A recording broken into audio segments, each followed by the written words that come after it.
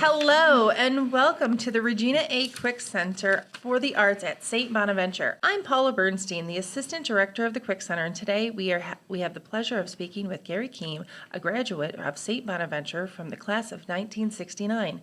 Gary's journey is a fascinating one, combining his experience as a dairy farmer with his passion for art, most recently serving as a guest curator of our latest exhibit, Connectivity.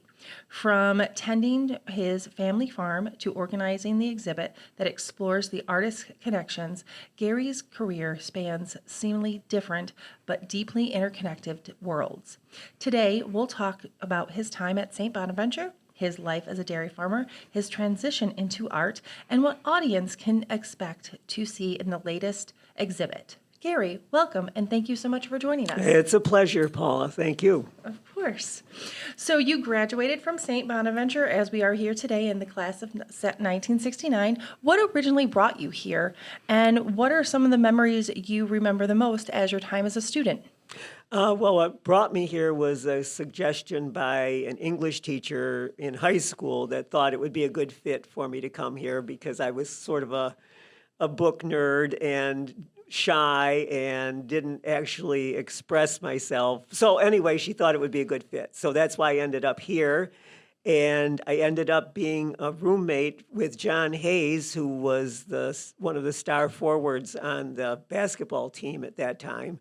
So that was an odd match because I was a farm kid. He was from Niagara Falls. They're top honored player ever in Niagara Falls, and then he went on to have a very successful basketball career here also. So what was the second part of the question? What are the memories that stand out to you? Basically the faculty, definitely the faculty. I had some very good English. I was an English major. Had very good English professors, Dr. Boyd Litzinger, Dr. John Mulryan, and so anyway, as far as memories, there were a lot of very good memories, a lot of memories that I don't want to talk about. It was part of the fun of being here. Oh, a shy kid found his spirit here at St. Bonaventure. Well, basically, yeah. One year, one of the kids on our hall in Robinson Hall, where our room was, wanted me to hitchhike to Texas with him, where his family was. So in 1968, we hitchhiked from St. Bonaventure to Florida, and then from Florida to Beaumont, Texas. And that was an experience back in the 1960s, which was a much different time than it is now. It wouldn't have been attempted now. It would have been too dangerous. But so anyway, that was a good experience. And as it said, it got me out of my shell. Perfect. And what led you to what happened after you left St. Bonaventure? I went to graduate school at the University of Illinois, had a teaching fellowship there. And that was the time of a lot of college unrest. The Vietnam War was going on. I was drafted after 1 year at University of Illinois. So I applied as a conscientious objector and was approved by my draft board and had to find a job that would satisfy the draft board.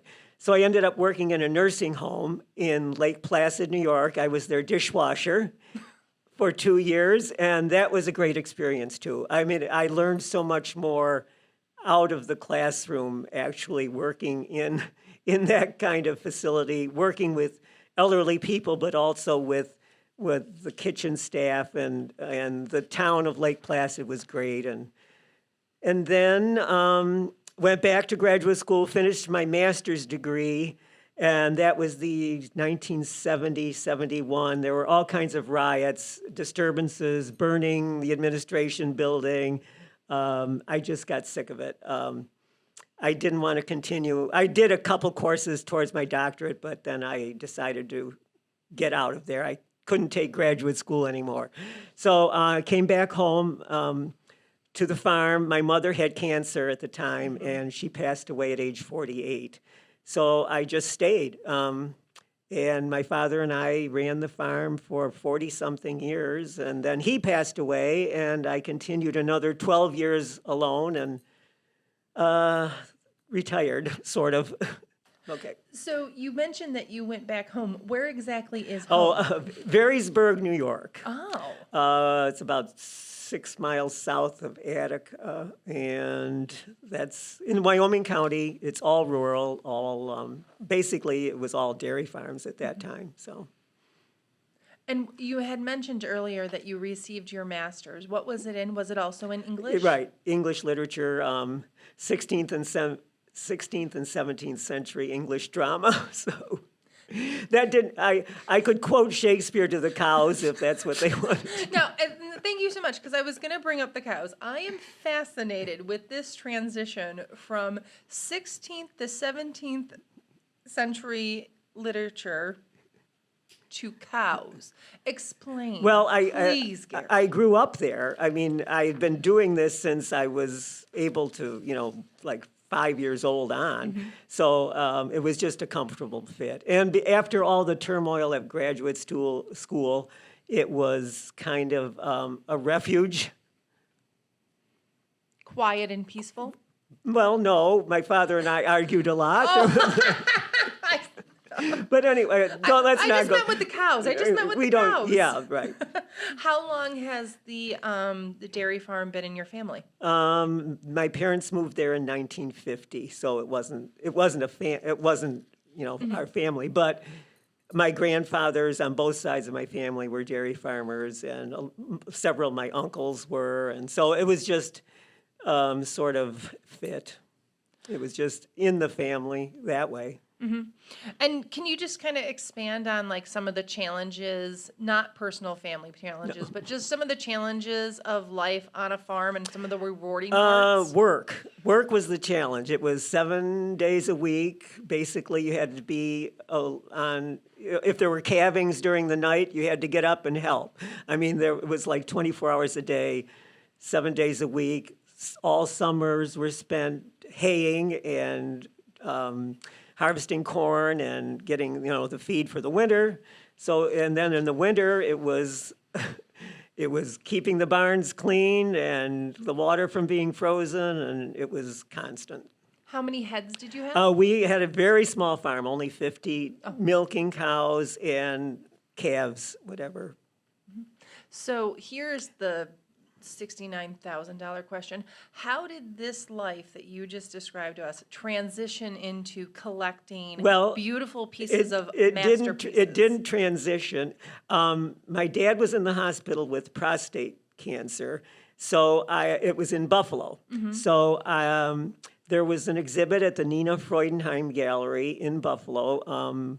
Joe Zucker was the artist, and so after I visited my dad in the hospital, I just went a few streets over and attended one of those exhibits, and then I got sort of hooked. Oh. I had been collecting like wildlife prints or whatever just for decoration purposes, but then I saw what really fine art could be, and Nina was a wonderful mentor.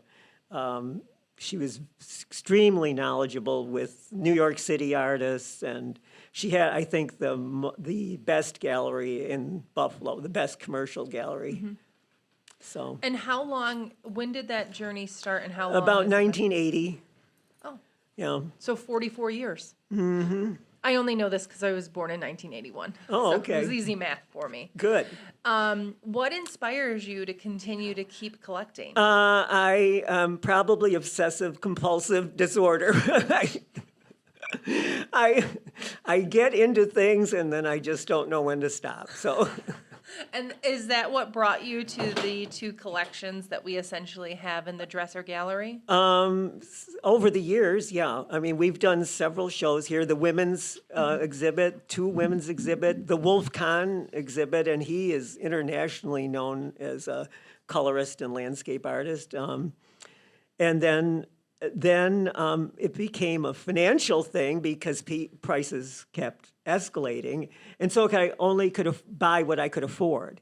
And I started looking and being aware more of quality at lower prices than big names at really high prices. So I think I learned a lot through that. How many pieces do you think you have in your collection? I don't know. I don't count. I don't.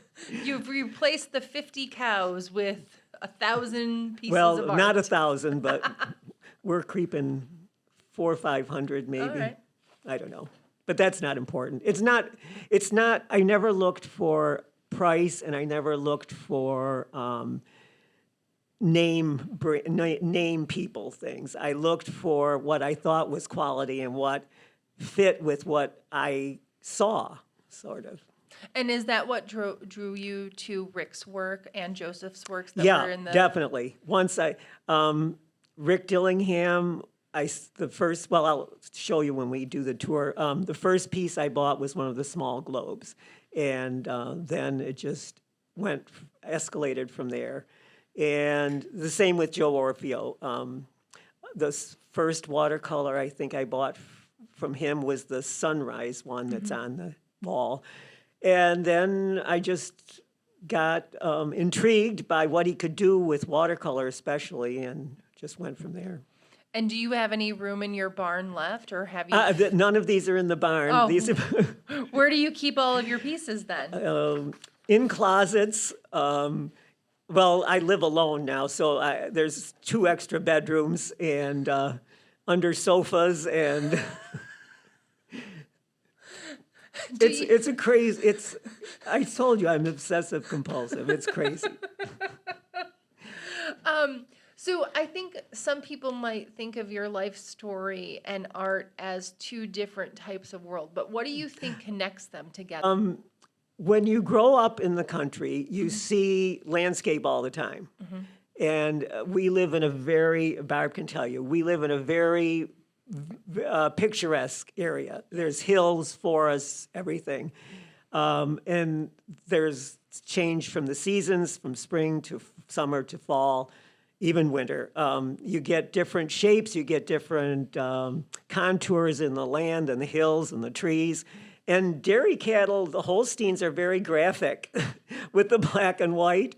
And then I also had jerseys, which threw some reds and browns in there. And so you're seeing, what attracted me is you're seeing color and you're seeing shapes all the time.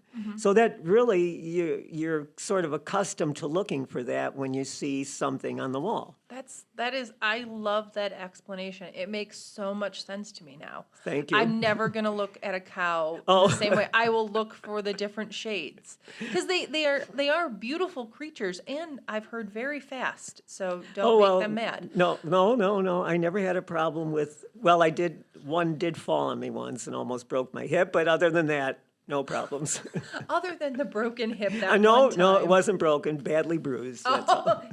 But if we're going back to what's in the dresser, if an everyday person walks in, what do you want them to take from these pieces? I'm going to give them my view on what I see, but I want them to actually look at the pieces and take some time. I know it's hard for people to take time to really look. That's why I want to point things out a little bit of what to look for, but then I want them to interpret what they see in their own way. And what is the thing that keeps pulling you back to St. Bonaventure, other than the fact you are a wonderful alumnus who has taken such good care of us? I wasn't an alumnus for 50 years. I never came back until my 50th class reunion. And then I had seen a large work by Joe Orfeo. It was called The Sacrifice. You have it here. And I thought, well, that would be a perfect fit for St. Bonaventure because it has sort of a Pietà kind of vibe to it in just the way the figures are placed in that painting. So 50th anniversary, I got the notice that we were going to have the 50th reunion, so I thought, well, I'm going to go. And so I just brought a reproduction postcard of that painting, and I came into the gallery and I asked if I could see. My Bomb Art Gallery in East Aurora had told me about Evelyn Penman was the assistant director or curator here. So I asked to see Evelyn Penman. So she came out, we talked, she took me in, and introduced me to Ludwig Brunner, at that time was the director here, and showed them the painting that I wanted to donate, and they liked it, and so it just went bang, bang, bang, and then they liked that so much they wanted to do a retrospective of Joe's work, and his widow, Linda, came down, and her and Evelyn picked out several pieces, and then they did a retrospective of Joe's work upstairs. And then I thought, well, Evelyn asked me, would you like to do something in the front gallery, just of your own collection? And I said, well, sure. So that's how it started. And thank you so much for bringing up the front gallery. I know that's not necessarily in the dresser and with those collections, but those pieces are from you as well. Do you want to just spend a few minutes talking about the Well, front Robert gallery? Jans was born in Northern Ireland. He is not exactly a performance artist, but he does on-site work. Like he did a drawing at the Berlin Wall where he did a silhouette of an open hand and then a closed fist. And he just draws spontaneously in sketches like that. And that's what those flower drawings are, sort of sketches in a way, but yet they follow the theme of time and mutability, where you're getting the flower bud and then through the end, the decay. And as you put out there on the sign, the flower dies. So. And I guess that if we want to refer this back to like most of your life on the farm, I mean, you see that when you speak about the seasons. We're now entering spring, summer, everything is alive.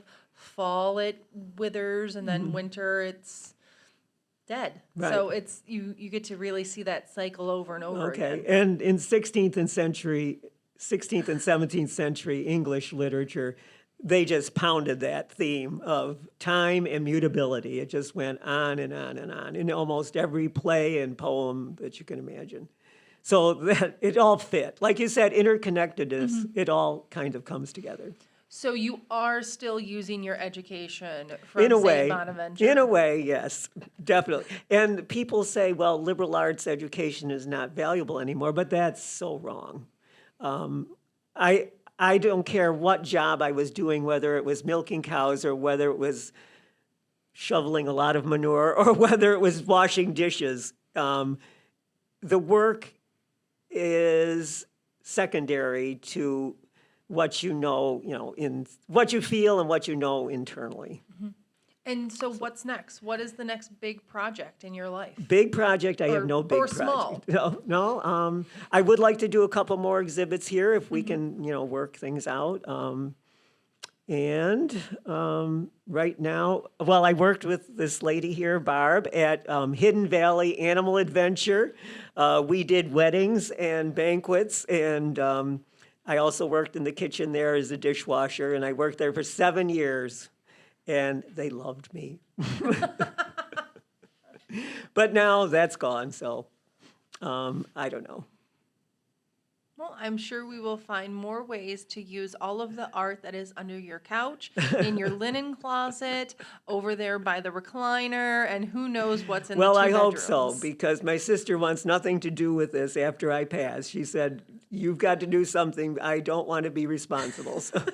Well, I hope that's in a very, very long time. to In come up fact, with that she's plan. coming today, so you'll meet her. So. I cannot wait. Gary, it has been an absolute pleasure speaking with you today. Your story is a testament to following one's passion, embracing change, and finding connections in unexpected places. For our listeners, don't miss the opportunity to experience Connectivity, this beautiful show put on by Gary Keem, now on display at the Regina A. Quick Center. This unique exposition invites audience to explore the intersections of art, history, and human connection. Thank you again, Gary, for sharing your time and insight with us today. And for our listeners, we hope to see you at the Quick Center soon. Until next time, take care and keep supporting the arts.